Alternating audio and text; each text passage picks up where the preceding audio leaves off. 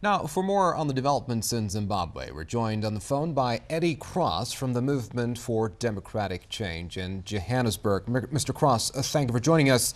Mr. Tsvangarai's pullout from the presidential runoff automatically hands victory to President Mugabe. ZANU-PF claims the opposition party MDC is playing the underdog because it lacks the power base to win the runoff. What is your response to that?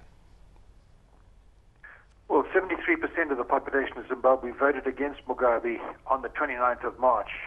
And I don't think the intervening 3 months between that event and the event at the end of next week would have made very much difference to the population of Zimbabwe. If anything, the situation is worse now than it was then. And I think the majority against Mugabe would be even greater. So I think that's a completely fallacious argument.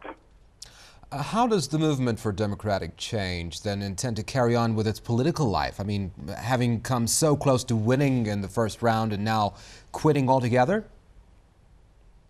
Well, we won in the first round. I mean, what everybody's got to know is that Morgan Tsvangarai won a clear 54% of the poll on the 29th of March, and he was prevented from taking power by a process of subterfusion. The government simply announced an artificial result which they fabricated, and the only reason why we went along with that fabrication and the subsequent runoff program was because the region accepted ZANU-PF's view of the events.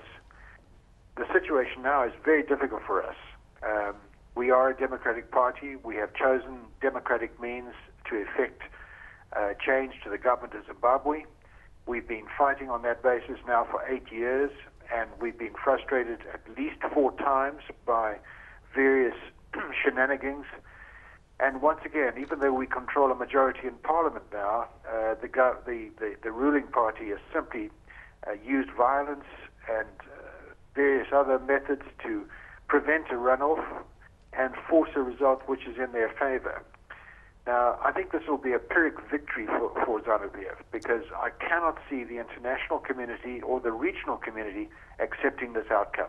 Mr. Cross. There's no way that Mugabe will lead a legitimate government. Right. Mr. Cross, what do you have to say in response to Mr. Mugabe's allegation that the MDC is an agent of the British? Oh, that's complete claptrap. MDC has millions of Zimbabwean ordinary people as members. In my own case, I was elected in a constituency with 17,000 voters, and 98% of them are black, indigenous Zimbabweans. I'm a born Zimbabwean. I've been in Africa since 1867. I have no relatives in the UK.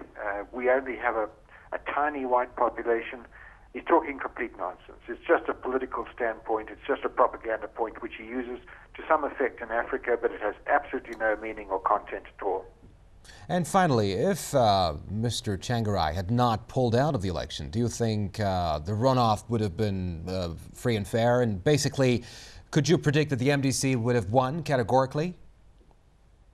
My colleagues all tell me that there's no way that we could have won this election under these conditions. You must understand that this electoral process has been a farce.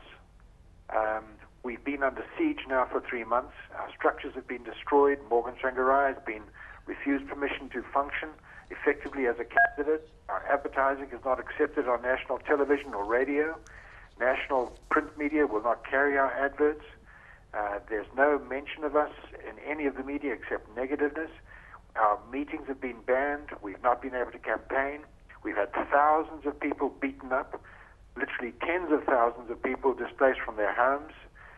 And in addition to that, they've now militarized the whole electoral process. All the Zimbabwe Electoral Commission has had all its personnel changed. Ordinary civilian administrators who ran the 29th of March election have been changed with military people. And there's no ways on this earth that we could have. For example, on Sunday with our rally in Harare, that was broken up by ZANU-PF militia which had been armed. Mr. Cross, that took place in front of SADC observers, in front of the police. Mr. Cross, we're going to have to leave it there. Thank you very much for joining us. Eddie Cross from the Movement for Democratic Change, speaking to Press TV from Johannesburg. Let's move on to